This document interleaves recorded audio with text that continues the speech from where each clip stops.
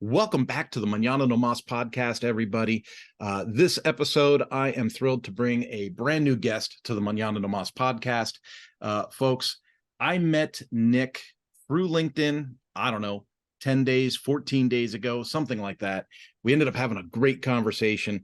And as those conversations sometimes do, they turn into these podcast conversations where we get to bring you in to the conversation and give you a view of what we're talking about. Now, I'd like to give you a background on Nick. I typically don't read these kinds of things word for word, but he gave me some great details here. So bear with me. I'm going to read this. Nick Lutrick is the co-founder and chief executive officer of TaskOn, a company with a simple mission to give people more time in their day so they can focus on what truly matters. TaskOn provides a platform that allows busy professionals to delegate mission-critical tasks to a specialized team of assistants who are fully hired, trained, and managed by TaskOn. Prior to founding TaskOn, Nick spent over a decade in various roles, leading to strategic initiatives with a long focus on process improvement, project and product management, automation, operational efficiency, and change management. He holds dual master's degrees in accounting and business administration, as well as multiple professional certifications. And in his free time, he enjoys spending time with his family, traveling, playing guitar, reading, and being a lifelong learner. Now, part of why I wanted to read that and part of why I wanted to bring Nick to the show to share with you guys today is, as I spoke to Nick, I realized this is more than hiring a VA. This is more than going on Fiverr and bringing on somebody for a short project. This is more than, going to my guy in India and having something handled. So I wanted to bring Nick on, let him introduce himself, kind of what he does, and then maybe have a conversation that evolves into what he's really providing in this package. Nick, welcome to the show, man. I'm glad you could make the time to be here. Thanks, Kurt. Glad to be here. Yeah, and as you were reading that, I feel like maybe that was a little wordy, so I may have to edit that down for future reference, but I really appreciate that. No worries, no worries. I remember the first time that somebody actually read my intro, because you write these things out, and he was reading my intro, and I was just like, wow, I didn't realize I sounded like that. So I was like, man, maybe I should go do things more on the fly. But the intro, the reason I read that one is because you cover so many things, right? So when you and I were having that conversation, it was like, well, it's not just a VA thing. Like typically if I run an agency, I run a WordPress agency, and sometimes I bring contractors in to help me with things. And it's always that conversation I have to have with myself of, do I want to spend the time to draft the kind of like the position, the project, figure out how I'm going to onboard them and train them and get them up to speed? And will the work they perform absorb the amount of budget that I have to, you know what I mean? If I got to spend all that time and energy to train them, I'm losing time and productivity to do that. And then they do the job. At the end of that, am I still profitable? That seems to be like kind of like the pathway. And then you and I were talking, and you're like, yeah, but I onboard people and I train people, and because you act like almost like the middle person that bridges that gap. And I found that pretty interesting. Yeah, absolutely. I mean, I think that's the main challenge with the industry is, yeah, it's great. You can find really high quality talent for a good cost overseas, but then you have to go find them, you have to train them, you have to manage them, and that alone can be a full-time job. And so really what we do is we're kind of the administrative orchestration layer between the businesses and the workers, kind of that filter in between so that you can focus on what you do best, they can focus on what they do best, and you don't have to worry about all of the other things that come along with leading a team. Yeah. I think about Chris Badgett. He's kind of famous in the WordPress learning space with Lifter LMS, and he'll talk about people wearing 5 hats. He's like, well, being a course creator is a 5-hat job, man. You got to be a web person, you got to be a salesperson, you got to do content development, and all that stuff. And then so to truly, break through that glass ceiling, you have to figure out, well, which hats can I give away? Which hats can I put onto somebody so that I can focus on the 1 or 2 that really are my sweet spots. Yeah. Let's go back to the beginning, Nick. Try and give me kind of just give me like the update of you, like who are you? How did you come up in the through the business management stuff that you were in before, and what kind of led to this evolution of doing what you're doing now? Yeah, absolutely. So, like you read in that awesome biography earlier, now, so I started out, so I got my degree in accounting. I thought I was going to be a CPA. And so my first job out of college was as an accountant, but come to find out, it really wasn't accounting. It was really on the payroll, timekeeping, HR side of things for a really large defense contractor. And so that really kind of sucked me into to a new career path that I didn't really plan on, and really just stuck it out there. And over the years, I was promoted into various additional roles. Um, but really, where my strengths lie is around taking something that's really complex and simplifying it. And so I found myself working on a lot of process improvement initiatives and project management type work, and really just trying to find ways to streamline operations within these really large corporations. And and I loved it for so many years, but I think there just came a point where I was starting to get burned out by the grind of constantly trying to climb the ladder and constantly working on these large projects, and really not seeing an end in sight for me. And so that led me to kind of explore other opportunities. A dream of mine has always been to own my own company. I knew that was something that I was always going to do. And really, the pandemic was a big catalyst of all of this. I think it was for a lot of people, where you really had a chance to sit back and reevaluate, what am I doing with my life? Is this the trajectory that I want to continue on? And for me, I just decided, no, I think if I'm ever going to do it, there's no time like now. And so let's just go ahead and take the plunge and go out on my own. And so as I was exploring, opportunities and what made sense, um, I was really just thinking back to all of my experience working. So I worked with some small business owners throughout a portion of my career, and all of them kind of mentioned the same thing, which is we wear so many hats. Um, you know, Half the time I don't even know what's going on because we're so busy. I never finish my to-do list. And so when my wife and I sat down to start the company, we thought, well, how can we help business owners get more time back in their day so that they can focus on what matters? And that's ultimately what led to TaskOn. And like when you say what matters, my brain just fires off, like all the synapses just go crazy, right? I work with a lot of power sports dealers, and I do some business training in the power sports arena, especially in fixed operations, right? So I focus on like sales is variable operations, and then everything that's not sales is called fixed operations. That's how, motorcycle and car dealerships work. And what you said earlier about you wear so many hats, you're stuck in the business, you don't really see what's going on.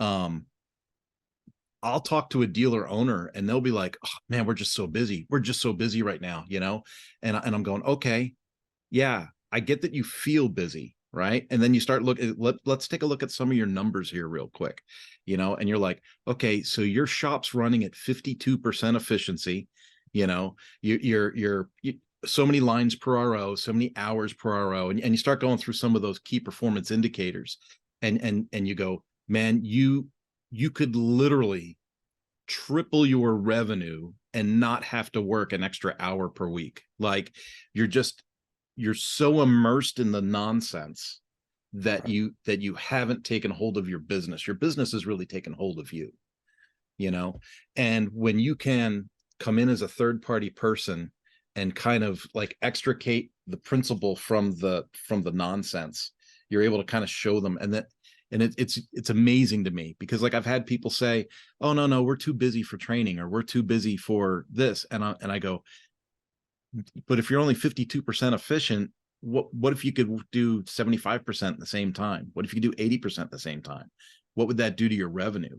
If your business is doing $1.2 million a year in revenue, but you're only 52% effective, what does that equal at 75% in revenue? And so you start playing those numbers games, and it's really interesting to me when you free somebody up and you give them those opportunities, and how that the gross result of the effort, right? So somebody might pay you 30, 40, 50, 60 bucks an hour for some kind of service, but hopefully the goal is they're going to 5 or 10x that investment on the back end. Absolutely. Yeah, you started throwing out numbers, and I'm a numbers guy with my accounting degree, and one of the ways that I like to describe it is, well, because one of the challenges that a lot of leaders have is they don't want to delegate it because the person's not going to do as good of a job as they would do. And my argument is, well, let's say that it's only 80% as good as you would have done. 80% is a lot better than 0%, which is oftentimes what you find yourself doing because you have too many things on your to-do list and you can't even get to it. And so I think whenever you can shift the mindset a little bit like that, then it gets people thinking about it in a different way. Yeah. Yeah. I'm curious, as the businesses evolve and grow, their demands change and stuff like that. So that's an obvious, but let's talk about like what your normal process or interaction is with a business. I'm imagining it's kind of like reluctance, and then it's kind of like, I'm not sure if I want to do this, and then it's probably like, I can't believe I didn't do this 5 years earlier. Right. Yeah, it's pretty interesting as we onboard new clients because, and I recommend that we start this way. We start off slow. Let's kind of establish some trust in the relationship a little bit and prove that we can handle things to their expectations. And so we'll normally start off slow.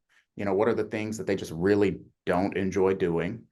But then it only takes a few days normally before they're like, oh, wow, okay, that's actually really good. Let me give you more stuff. And so there's, over the first 90 days, it's kind of a steady progression of them giving us more things to do. And we can talk a little bit more about what that is specifically later on. And then you're right, it gets to a point where we're pretty much doing most of the back end work of the company. And then we're not even communicating as often because there's so much trust that was built in the early part of the relationship that they just, they're giving us work, we're returning the deliverables, and unless there's any specific feedback, we're just, we're working as a team at that point. Yeah. Yeah. Now, I'm just going to throw it out there because everyone else is. I know that AI is like this big thing. Everyone thinks AI is going to be this next big, windfall of opportunity. And I work in the web space and I have a lot of AI tools that I use myself, but I'm also finding that at no level does AI replace a human being. So it might be a great seed to start an article or a great, find me the right title for SEO purposes or something like that. But I'm still finding that the human touch is the most valuable thing that we can put into business. Is that kind of where you're seeing things? Yeah, absolutely. So AI is a big component of what we do. We're heavy utilizers of AI tools already, and we want to be at the forefront of that movement. But I 100% agree, and this is how I coach my team as well, which is the AI is not going to replace our work. It's only going to allow us to potentially 10x our work. Um, but you're right. If you have an AI tool generate something that you're not familiar with, you're probably going to shoot yourself in the foot because it's going to give you some nonsense a lot of times. And so it's really another tool, just like anything else. I'm sure, back in the late 90s when Google came out, it was the same thing. They're like, oh my goodness, it's going to revolute. It's just another tool. You still have to put your human touch on it in order to deliver the finished product. But I do think that it is still greatly underutilized, especially for some of those starting points, like you mentioned. It can give you a really, really great starting point. And a lot of times that's the hardest part because people get writer's block or, it's just like, oh, it's too much. I'll do it tomorrow. And then they never get to it. The AI tools really help you overcome that writer's block and get you going on something. And then once you have the momentum, well, then it's a lot easier to see it through. Yeah. Yeah. I like that. So if I'm thinking about TaskOn as a company, you tell us, like, what are the most common work items, the most common tasks that you guys get at TaskOn? Great question. I actually made a little list here before the interview to make sure that I hit all of them. Now, I think there's kind of like 5 key areas. And so first is around technology, um, web automation. I think that is really where our strengths lie, given my background and the background of our team members.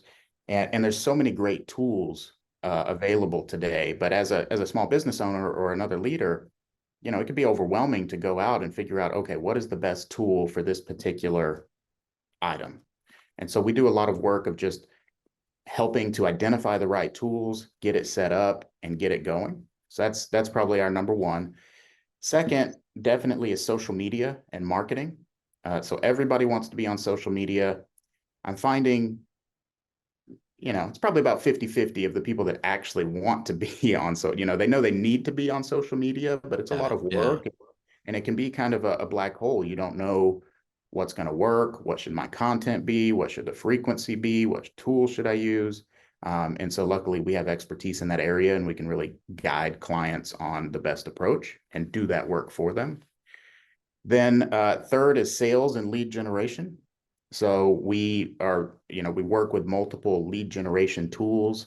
And so we can help, draft an outreach campaign and do some of that initial follow-up, kind of some of the basic communication.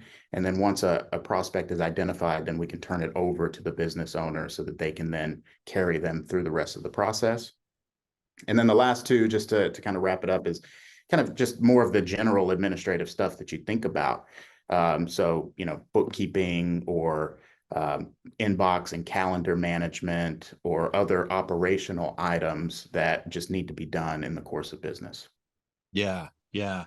I think about one of those items that you had mentioned, and I think about kind of its ties to my other industries that I work in, right? And in dealership talk, it's called BDC, Business Development Center, right? But you were talking about like lead management and stuff like that. And it's so crazy. So let's say you're a salesperson at a car dealership, right? Salespeople, and I don't know if you say it's a lack of intelligence, a lack of work ethic, laziness, lack of energy. I don't know how you phrase this, but the system provides the system. The system could be cold calls, could be email blasts, could be direct mail, could be a lead page on a website. So whatever, right? So there's leads and the leads come in. And then when you look at the actual numbers for salespeople on a floor, right? So motorcycle, car, boats, RVs, whatever, the percentage of leads that go unanswered and untouched is mind-boggling. Because in my mind, I can't help but think about this. And a great friend of mine, Joe Iribarren, works in this field. So I'm kind of familiar with this. He has Go Beyond Creative as a company. And with his Dealer Lead Pro program, it really is about everybody gets that first initial follow-up on the lead, right? So it's almost like there's at least that first contact off the lead before we let the salespeople drop the ball. but Right.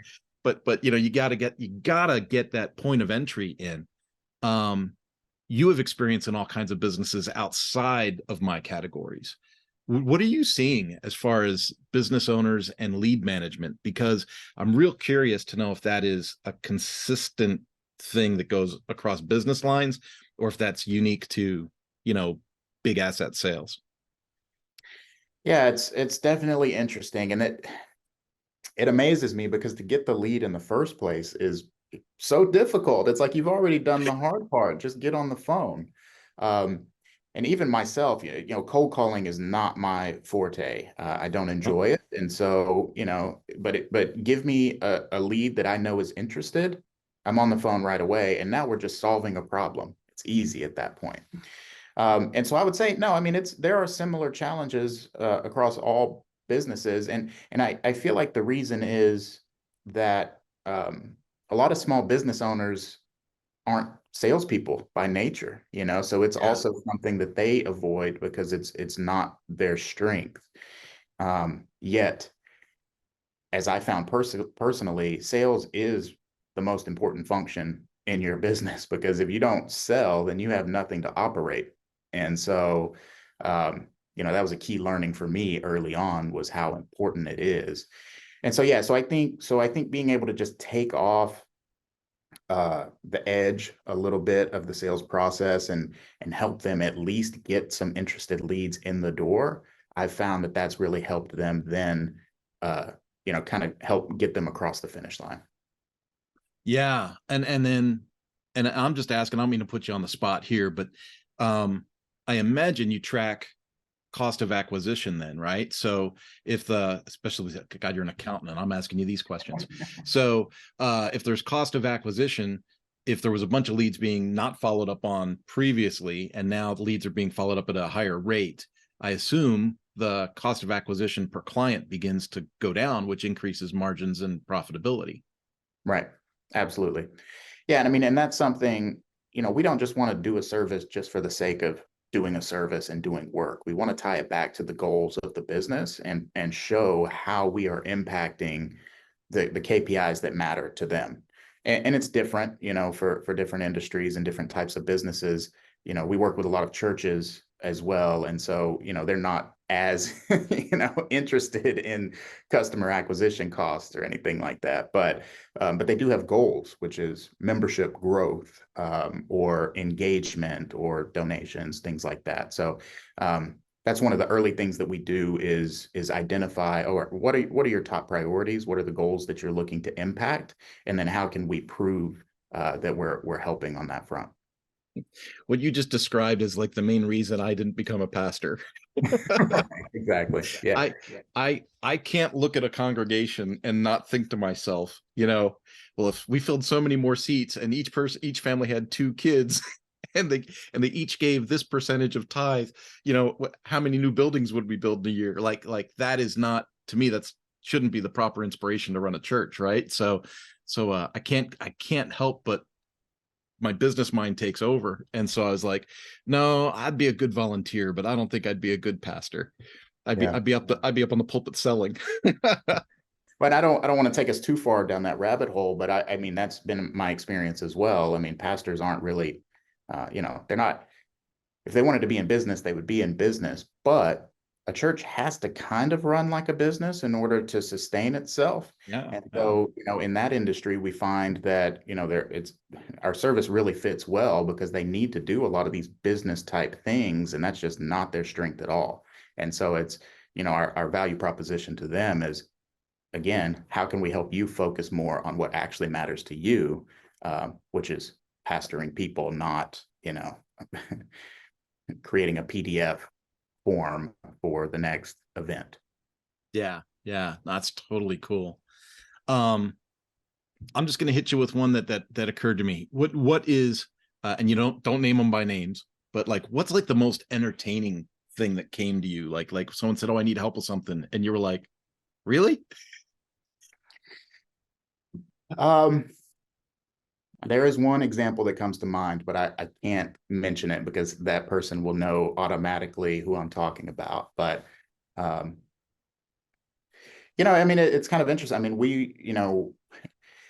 a lot of our services are business to business, but we'll help out on the personal side as well. So we've ordered flowers for, a wife, for example. We've kind of taken on some personal assistant responsibilities, and that's always interesting because,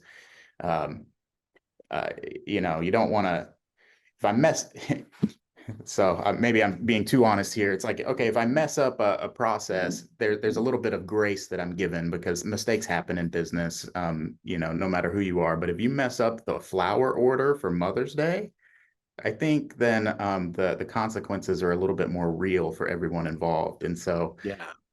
there's definitely some interesting requests that come in that regard.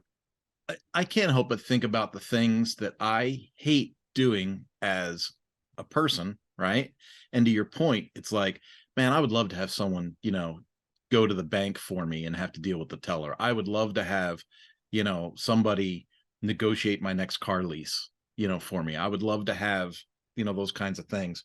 And I guess, you can read the 4-Hour Work Week and you can look at all these, the Titans book or You had mentioned earlier about people not naturally being salespeople, right? And I can't help but think about that classic business book, The E-Myth, Mm. about how a mechanic shouldn't necessarily own his own automotive repair center, right? Or how an electrician shouldn't automatically own his own electrical repair business, because he might be super great at fixing electrical, but he's probably super horrible at bookkeeping and sales and online advertising. And then you come along with TaskOn, and what I like about your proposition is that middle person thing, right?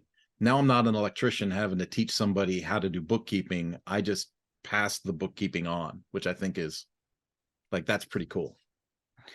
Absolutely. I mean, and again, yeah, that's really, I think, our differentiator in the market. I mean, there's a lot of virtual assistant providers in the market. There's a lot of competition. And, I've been trying to steer away from saying virtual assistant because, like you mentioned, it is so much more than that. Um, However, virtual assistant is what people are familiar with. So you just kind of have to use that terminology at times. But you're right. I mean, there is a level of communication that needs to happen. Like we need to understand, okay, what system are you using? What, expense categories do you think you need? Some of the basic stuff. But the electrician isn't going to have to train the person on how to use QuickBooks or, any of that technical stuff because we already know how to do it. So it's more, really the only training is training us on the specifics of your business and what makes you unique. And so that we can understand, how to honor that through the services that we provide. Yeah. And so I'm going to take this question one level deeper. And I'm thinking about startups. I'm thinking about newer businesses. And so someone reaches out to you and they're like, well, I need help with my bookkeeping, right? I'm imagining a process, but I want to give you the opportunity to answer this. Like, do you do a needs assessment with that business and then all of a sudden find out that this turns into a consultation about how business should really be run rather than let me take this task from you? Absolutely. Yeah, 100%. And I think, so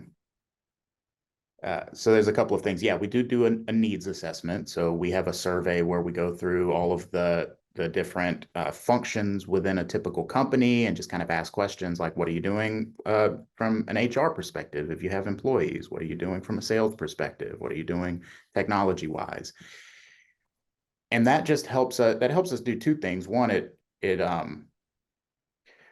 a lot of times I have to draw the work out of a client because they know they need work done. They just don't know what specifically it is. And so that process helps us kind of draw the needs out so that we can Yeah. then help them get going.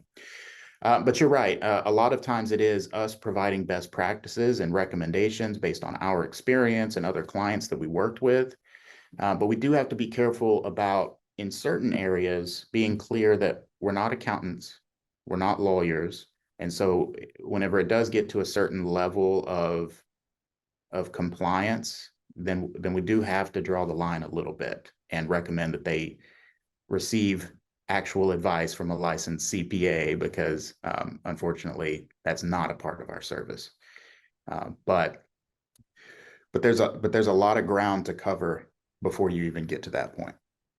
Yeah. Yeah. It's, you mentioned the pandemic. I mentioned the pandemic a lot. For me, I left corporate America right before the pandemic. I mean, weeks before the pandemic came out. I got laid off and I was like, I'm free. And I was like, opportunity abounds. This is going to be awesome. And then, a month later, nobody was hiring and everything was shutting down. And I was like, ooh, that timing was bad. And so, but it really helped me relaunch Manana no Mas and get me where I wanted to go. So, you know, it's like curse and blessings kind of thing, right? Like, okay, so it didn't go the way I wanted to, but I go mountain biking when I want. My rent's still paid. Like things are just working out, right? Things just seem to happen. But I see in all these layoffs, and I see just people hitting this entrepreneurial path. Speakers, authors, coaches, consultants, like all these people, especially from the tech industry, are just starting and then so that's helping my business. This is actually a good thing for me. It's probably a great thing for you. It's people are hitting the ground. Like someone gets laid off from Twitter, they can't find a job right away because PayPal, Google, and Facebook all laid off too, right? So it's like nothing's out there for these folks. And they're like, well, I'll be a consultant. I'll do this, I'll do that. And I'm getting web work out of it. And I assume this is an opportunity for you because some solopreneur working out of their basement or their garage or their second bedroom is going, okay, I want to put content in a website and I want to promote my consulting services, but I don't know what to do after that. Absolutely. Oop. Sorry. All right. We'll drop that one. No, 100%. So, and what's interesting about that particular vertical is all of the coaches and the consultants and the professional services type organizations, they all have the same administrative needs as well. They probably need to create some sort of collateral that they can use with their clients. So we can create all of those business overviews and intake forms or whatever it is that they need from a document perspective. They all want to be on social media and making sure, expanding their reach and making sure that they're posting regularly. There's a lot of technology that can help enable what they're doing. So maybe it's an email marketing tool like MailChimp or Constant Contact that they want to get a newsletter out to potential clients. There's a lot of stuff that I'm sure that they, from my own experience, didn't realize was going to come along with owning a business. Because even though they're a solopreneur, and I always, a friend of mine told me this: you're not a freelancer, you're a small business owner, and there's a difference. And once you start to look at yourself as a small business as opposed to just a freelance consultant, well, then you open a lot of doors for yourself. But whenever you do make that leap, well, that means that there are additional responsibilities that you have to take on. And you're absolutely right. I mean, that's where we fit in, is we can step in pretty much day one and start adding value yet again, so they can focus on what matters to them. Yeah, it's like the easy way is to have a Calendly link and let that be your scheduler, but the classy way is to have an appointment setter and a human being that makes phone calls and human touches and sets things up and gets like, hey, what are the top 3 things that you want your consultant to discuss with you on the call, right? Yeah, it's just next level stuff. So it's at what level do you want to launch or jump into, small business ownership, I suppose. Absolutely. Absolutely. And it's a journey for most, I mean, there is value in learning how to do a lot of this stuff yourself. And I recommend that just because it helps keep you connected to the nuts and bolts of your company. But there does come a point where there's diminishing returns, and it makes sense to delegate the things that you're just not best at. Yeah. So just a couple more questions, and then, I'll do my best to honor your time because you were gracious enough to join me today. But I'm interested, as you started TaskOn, what was like a big obstacle for you? Like, what was the biggest challenge of getting launched and doing it? Yeah. My favorite question, and this is, I mean, I have sought more counsel on this question than any other part of it. And for me, it was sales. My whole background was operations. It's like, okay, we have the challenge in front of us. We just have to figure it out and we just have to do it. Sales was a completely different animal, or so I thought whenever I started. I, um, as I've learned more about sales, what I've learned is it is actually a process. And so there are a lot of my strengths that I have been able to use in the sales process. Okay, you just need to do X amount of cold emails to get X amount of demos, to get X amount of proposals, And so once I started thinking about it that way, that, oh, sales is just a process, that then freed me up to focus on what I did actually need to enhance, which was my communication skills, or my actual, like sales, negotiation, yeah, all of that stuff, 100%. But and then, like I said, once it's just an iterative process. You learn, oh, it's just a process. I put the process in place. I realized I didn't like cold calls, so I hired somebody to do the cold calls. That then freed me up to only do the problem solving on the initial consultation, then the closings. And then now I'm working within my strengths. And so now I'm much more effective than trying to do all of these other things that really weren't in line with my true gifts. That's so it's important that we share those kinds of things, especially in this environment, right? Where we're having conversations and people are listening in. I really like letting people understand and know it's okay to not have it all handled, you know. I too struggled with sales. Everyone thinks I'm this gregarious, outgoing, crazy person. And if it's a warm intro and we're in a sales call, they're buying something, like I'm pretty good. I'm pretty good in the battle. As long as it's a use case that matches, right? I have enough emotional intelligence and logical intelligence to go, oh, this is a poor fit. Well, I'm not even going to sell. But if it's a good fit and I know they're going to turn profit from using me, then we're going to have that conversation. But the thing is, man, that cold call, that calling a business and going, hi, my name is Kurt. Can I speak to your business decision maker today? Man, I hate it. And I think if we're honest with ourselves, when we do the things we don't like, our emotional intelligence takes a hit, and then physically we start to fizzle. Like if I try to force myself to do something that's against my nature, I'm instantly exhausted. Like I need a nap. Either that or I just want to crack a beer at noon, and that's not the way to grow business. I need to be awake, up, anxious. I want to, not anxious from a fear, but anxious, like excited. Like Right. I need to want to do this every day. And if I force myself to do the things I don't excel at, it drains the whole package, not just those items I'm not good at. It reduces the efficiency of everything. And let me just add on at the end, because this is the second biggest challenge, which is that then bleeds over into family life and other things that really are, for me, the most important aspect of all of this. And so that's a component that I think people ignore a lot, is that, oh, I'm a successful business person, look at me, whenever your family and your personal life has taken the hit because of all Yeah. of the sacrifices that you have to make. And that was something that did happen to me um, for a period of time, and then you have to kind of take a step back and reevaluate what's important here.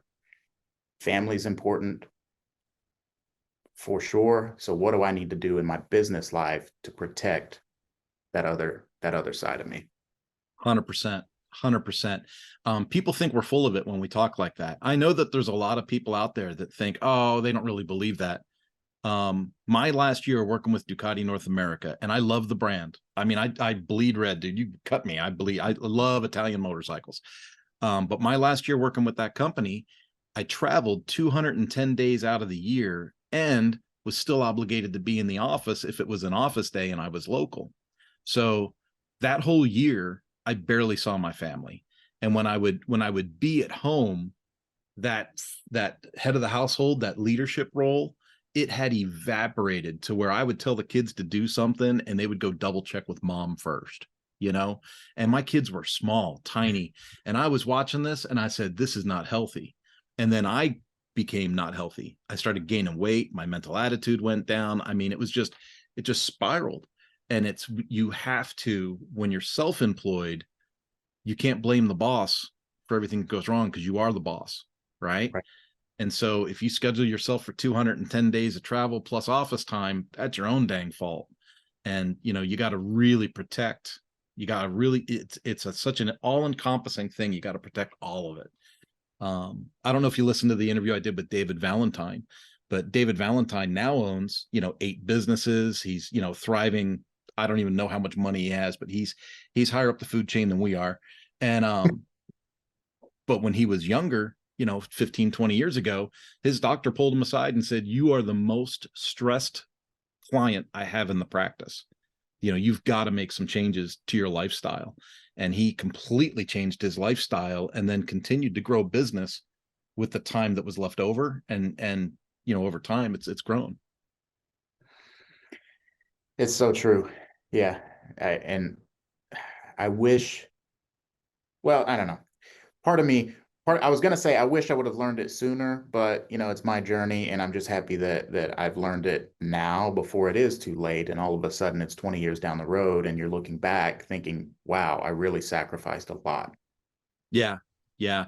I'm kind of done with the, I wish I would have done it different thing, myself, because to your point, I mean, I'm 56 now. I look at leaders like John Maxwell, like Tony Robbins, like all these guys that do the speaking. I want to be a speaker like that.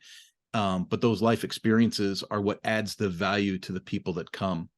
I worked with young adults at our church for a while, and it was funny because, these kids, these 21, 22, 23-year-olds, they're going through some life stuff. And sometimes they're almost embarrassed to say, well, I've had this challenge or I've had this obstacle.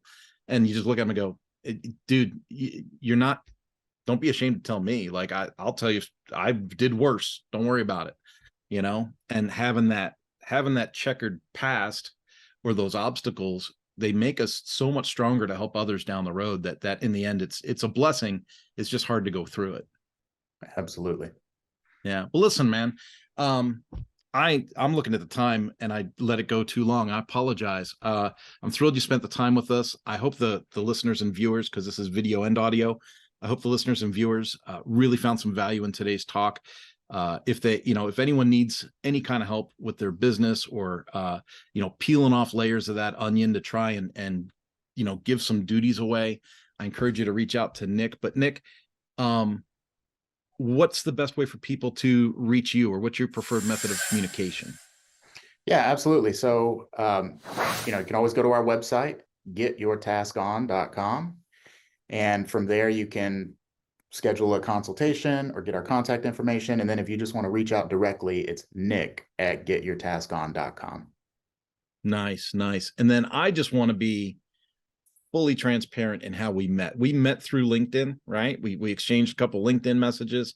Nick was good enough to get on a kind of a discovery icebreaker call with me, and folks, just spending a little bit of time with Nick, I was like, dude, you need to be on the show. Like, we need to talk about this and flesh this out for people. We do a lot of talking on this podcast about leadership and some things about business and entrepreneurship and stuff like that. And this topic fits so well in kind of that Venn diagram of topics, right? So it's like, what's it look like to be an entrepreneur? What's it like to be a corporate executive? What's it like to be, chasing leadership? And where all three of those circles come together is Nick Lutrick and TaskOn. So I think this was a really good fit, man. I appreciate you. Absolutely. And I thank you again, Kurt, for the opportunity. This was really great. No worries, man. Folks, we will catch you on the next episode of the Manana No Mas podcast. Follow us on YouTube. And of course, anything that's Manana No Mas online is typically us, because we branded the crap out of it. All right. We'll see you soon. Bye-bye.